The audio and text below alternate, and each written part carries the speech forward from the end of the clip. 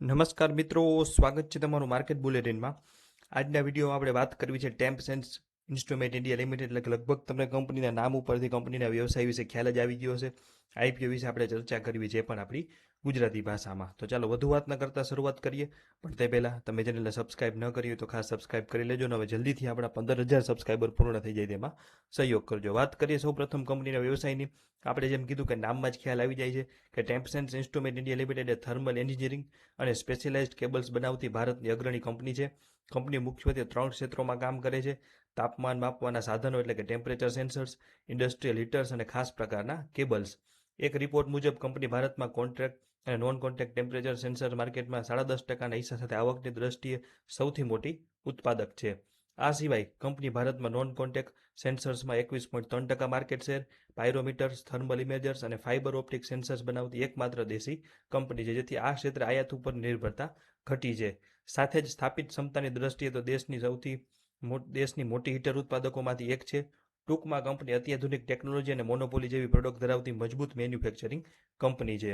વાત કરીએ કંપનીના ટાઈમ ટેબલની આઈપીઓની, તો 20 તારીખથી શરૂ થઈ ગયો છે, 24 તારીખે પૂરો થશે, 28 તારીખે લિસ્ટિંગ થશે. ₹4 ફેસ વેલ્યુ, ₹300 ભાવ અને 50 શેરની લોટ સાઇઝ. આઈપીઓ ફ્રેશ ઇસ્યુ અને ઓએફએસ બંને છે. ઇસ્યુ સાઇઝ છે 650 કરોડની, જેમાં જે ફ્રેશ ઇસ્યુ છે 95 કરોડનો, ઓએફએસ છે 555 કરોડનો. ઓએફએસનો ભાગ મોટો છે.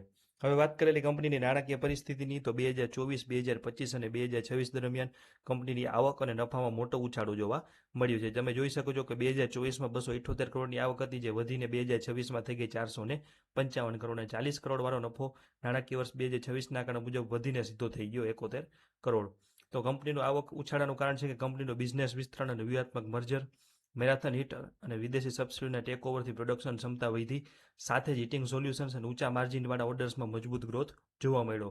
આ ઉપરાંત એક્સપોર્ટ વધવાથી ફોરેન એક્સચેન્જ ગેઇન અને બેંક વ્યાજ જેવી અન્ય આવક આશરે 3 ગણી વધી, જેને સામે ઓપરેટિંગ ખર્ચો નિયંત્રણમાં રહેતા આવકની સરખામણીએ ચોખ્ખો નફો ઘણો ઝડપથી વધી ગયો. હવે વાત કરીએ આપણે કે આઈપીઓમાં ફ્રેશ ઇસ્યુ અને ઓએફએસ બંને છે, તો 95 કરોડનો જે ફ્રેશ ઇસ્યુ છે તેમાંથી કંપની 3 મુખ્ય ખર્ચા કરવાની છે. પ્રથમ છે કે મૂડી ખર્ચ માટે ₹18.25 કરોડ રૂપિયાનો ઉપયોગ કરશે.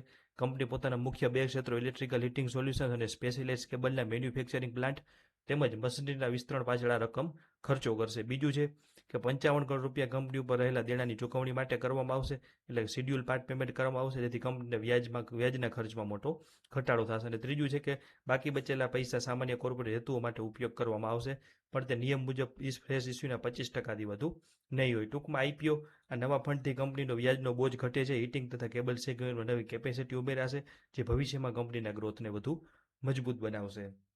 હવે વાત કરેલી કંપનીની 5 સારી અને 5 નબળી બાબતોની, તો સારી બાબતોમાં પ્રથમ છે કે માર્કેટ લીડર કંપની છે, ગ્લોબલ પ્રેઝન્સ છે, એટલે કે ભારત અને વિદેશમાં કુલ 15 મેન્યુફેક્ચરિંગ યુનિટ અને 80થી વધુ દેશોમાં કંપની એક્સપોર્ટ કરે. ત્રીજું છે કે ક્રોસ સેલિંગ 59.93% રેવન્યુ ક્રોસ સેલિંગથી અને 32.45% સ્થિર મેન્ટેનન્સથી આવે છે. ચોથું છે કે સ્ટ્રેટેજિક મર્જર કરે છે, એટલે મેરાથોન હીટર અને માઇક્રો એપ્લિકેશન સાથેના જોડાણથી ટેકનોલોજી સક્ષમ બની છે. પાંચમું છે કે ઇનહાઉસ રિસર્ચ અને ડેવલપમેન્ટની મોટી ટીમ છે.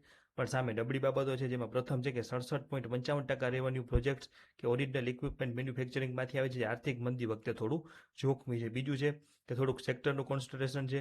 ત્રીજું છે કે રો મટીરિયલ રિસ્ક, એટલે કે કોપર, નિકલ અને કિંમતી ધાતુઓના ભાવ વધતા માર્જિન ઉપર અસર પડી શકે છે. ચોથું છે કે સપ્લાય કોન્સન્ટ્રેશન છે થોડુંક, એટલે કે 40% ખરીદી માત્ર 10 સપ્લાય ઉપર નિર્ભર છે. અને છેલ્લું છે કે કંપનીના 10 પ્લાન્ટ્સ માત્ર એક જ શહેર ઉદયપુરમાં હોવાથી રિજનલ કોન્સન્ટ્રેશન રિસ્ક થોડુંક વધી જાય છે. હવે વાત કરીએ ફાઇનલ નિર્ણયની, તો કંપનીના આઈપીઓના તમામ પાસાઓને એન્કર બુક અને કંપનીની સ્થિતિનું વિશ્લેષણ કર્યા પછી અમારો ફાઇનલ નિર્ણય એવો છે કે જો તમારો ધ્યેય માત્ર ધમાકેદાર લિસ્ટિંગ કમાવાનું હોય, તો એપ્લાય કરવા માટે એક સૌથી મજબૂત અને ઉત્તમ તક છે. કંપની પરફેક્ટ છે, આમાં કોઈ એવી ખાસ નબળી બાબતો દેખાઈ નથી. ગોલ્ડમેન, ટેમસેક્સ, એસબીઆઈ, નિપ્પોન અને એચડીએફસી જેવા વિશ્વસનીય અને મોટા ઇન્વેસ્ટરનું 194 કરોડની એન્કર બુક એલોકેશન આવ્યું છે. આ દર્શાવે છે કે માર્કેટના મોટા પ્લેયર ઇસ્યુમાંથી ભારે રસ ધરાવે છે, જે લિસ્ટિંગ વખતે મોટો નફો આપવાની પૂરેપૂરી ક્ષમતા રાખે છે. આ સાથે કંપની પાસે ભારતમાં નોન કોન્ટેક્ટ સેન્સર ક્ષેત્રે 21.3%નું માર્કેટ શેર અને મજબૂત રિસર્ચ અને ડેવલપમેન્ટ ક્ષમતા હોવાથી શોર્ટ ટર્મ લિસ્ટિંગ ઇન મેળવવા માટે આ આઈપીઓની તક છોડવા જેવી નથી. તો આ વાત કરીએ આપણે ટેમ્પ સેન્સના આઈપીઓ વિશે. માહિતી તમને કેવી લાગી હતી કોમેન્ટ સેક્શનમાં જરૂર જણાવજો. છતાં પણ આઈપીઓ વિશે કંઈ પ્રશ્ન હોય તો કોમેન્ટ સેક્શનમાં પૂછી શકો છો. આભાર, જોડાયેલા રહેજો.